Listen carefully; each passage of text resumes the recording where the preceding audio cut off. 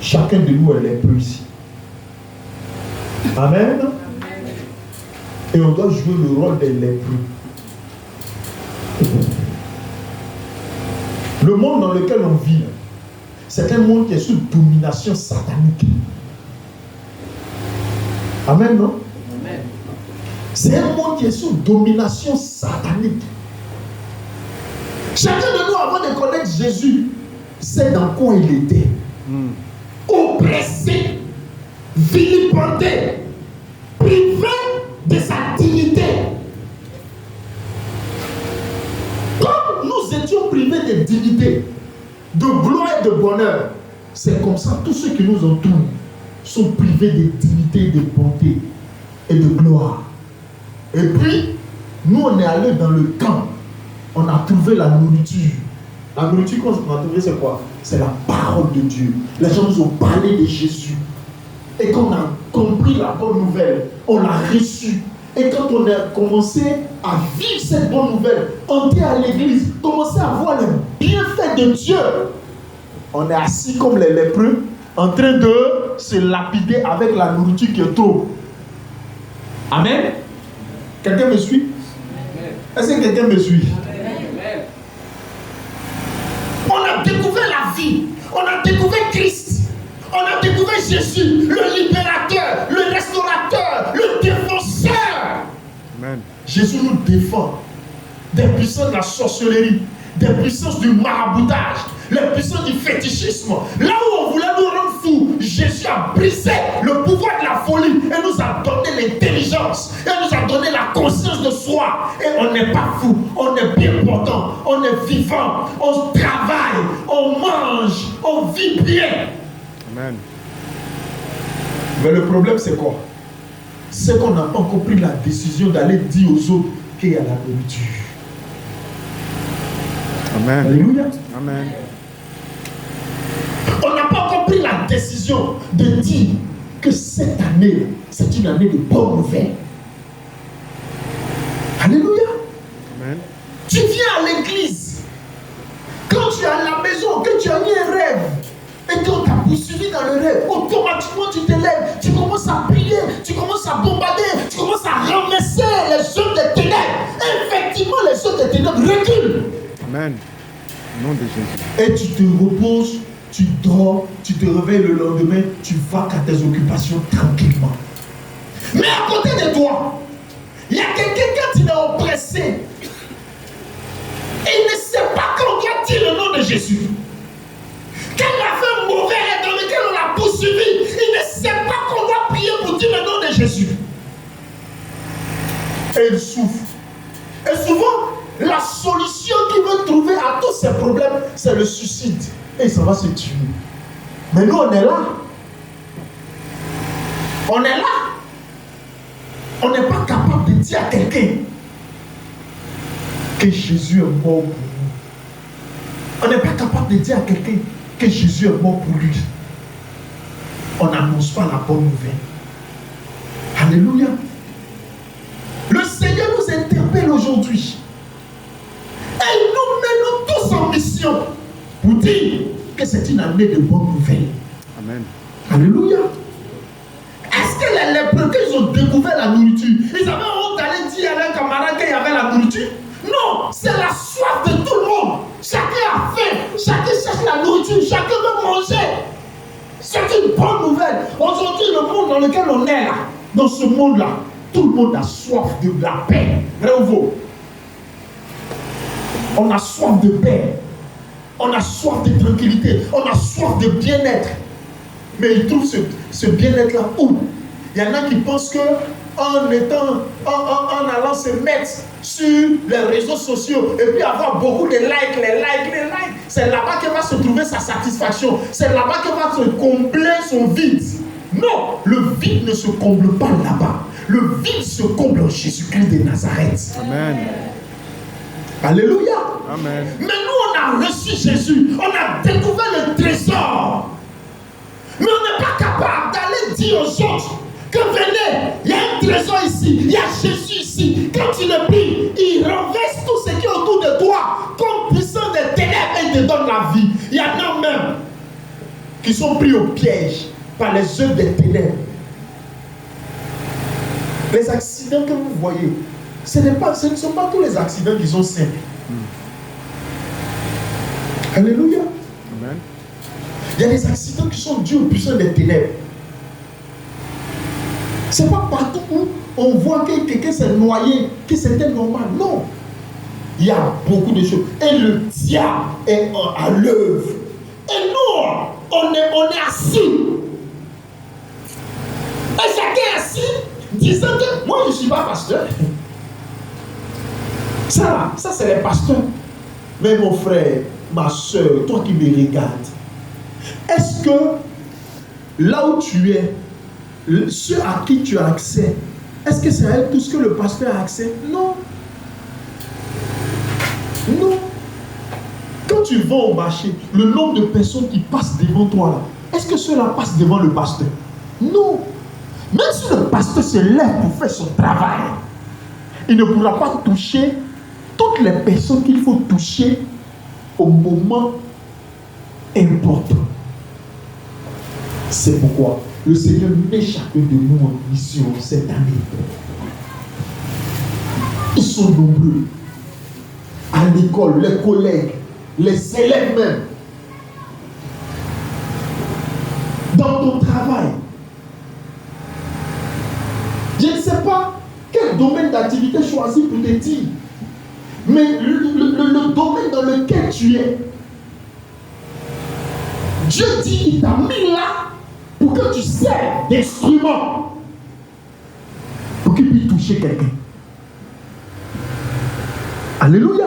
Il veut toucher ta bouche, il veut toucher ton action, il veut toucher ce que tu es, ce que tu dis. Écoutez, on a l'impression que tout le monde rejette l'évangile et nous-mêmes qui avons l'évangile là, on se sent malheureux, on se sent humilié.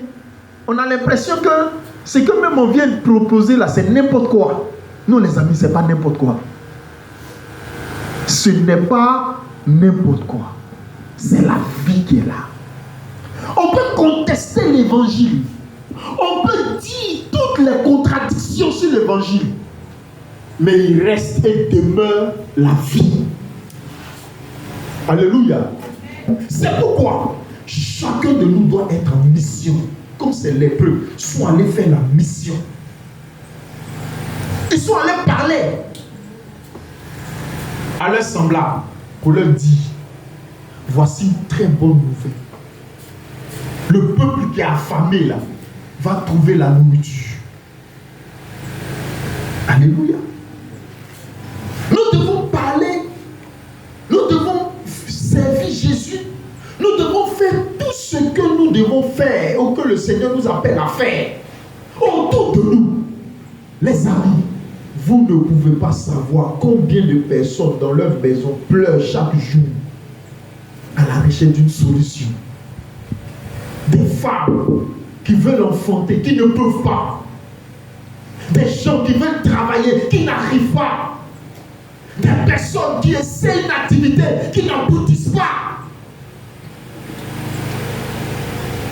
Ils essaient de faire, mais ça n'aboutit pas. Ils essaient de faire, mais ça n'arrive pas. Ils ont essayé une fois, 2 fois, 3 fois, 4 fois. Et ils se sentent comme incapables. Et ils ont le sentiment de n'être utile à rien. À ceux-là, on peut parler. Amen. Alléluia. À ceux-là, Dieu nous emmène à parler. Parlons-leur de Jésus. Moissonnons-les. C'est la moisson. Invitons-leur. Parlons-leur. En leur parlant de Jésus. Écoute-moi, tu sais, parler de Jésus, ce n'est pas, je vais dire, ce n'est pas compliqué. Tu n'as pas besoin de connaître toute la Bible pour parler de Jésus. Si tu parles de Jésus, c'est de dire, qu'est-ce que Jésus a fait pour toi? Qui tu étais et qui tu es maintenant. Voici le message. Amen. Qu'est-ce que toi tu vivais? Dans quoi tu vivais? Et comment tu as été capable de ne plus faire ce que tu faisais avant et faire ce que tu peux faire aujourd'hui? Amen. Voici tout le message. Les amis, c'était un message. Il dit quoi? Les lépreux ont dit quelque chose de très très très fort. Il dit, nous n'agissons pas bien. On a l'évangile, on a la parole de Dieu, on a la solution à nos problèmes. Même si en tant que chrétien, on ne sort pas pour amasser des millions de milliards. C'est pas quand tu vas commencer à amasser millions, milliards là, que tu vas courir pour aller annoncer l'évangile aux gens. Non. Ce qu'il te faut pour garder millions, milliards, c'est l'évangile. Vous voyez aujourd'hui ce que l'argent est capable de faire dans la vie de quelqu'un. À cause de l'argent, les gens rompent devant les camarades. Amen. Non? Amen. Les gens rompent devant les camarades. Tout ça, c'est l'argent. Et à cause de l'argent, il y en a qui perdent leur vie. On le tue à cause de l'argent. Il a trop d'argent, il a beaucoup d'argent, donc on l'agresse. L'argent, il est bon, en même temps il est dangereux. Mais au-delà de l'argent, ce que l'évangile peut apporter à la vie de quelqu'un. Il y a des gens qui n'ont pas l'argent, ils veulent se tuer, ils veulent en découdre avec la vie. Non. Par contre, il y a quelqu'un qui est à côté, il n'a pas l'argent, mais il est heureux.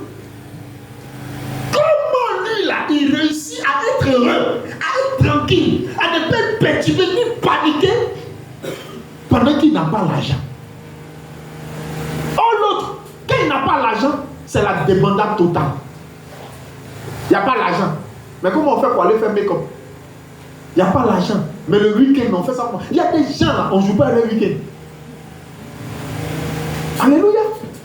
Non, on ne joue pas le week-end. Souvent, ce qu'ils mettent dans le week-end là, c'est plus beaucoup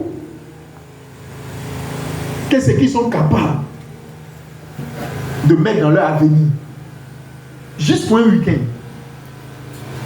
Tu peux imaginer quelqu'un qui n'a rien, il s'en va dans une plage à Assini. Ah, alléluia. D'abord, il va payer transport. Après, il va aller payer là où il va se mettre. Même si ce n'est pas pour dormir là-bas. Mais la journée là. Journée de samedi là. Pour que tu sois là-bas, tu as respiré l'air naturel de la mer. Que Dieu lui-même il a fait. À qui tu ne donnes rien là. Tu comprends le mystère? Celui qui allait prendre l'espace naturel de Dieu, entretenir, et puis en faire quelque chose de joli, et puis quand tu t'assois là-bas, tu le payes. Il y en a qui peuvent laisser 200, 300 000 dans la journée. Ça mais c'est rien. Hein? Combien de gens? C'est rien. Ils en vont au week-end. Souvent, ils ne vont pas seuls. Ils ne vont pas à leur femme ni leurs enfants, mais ils s'en vont à leur voisin.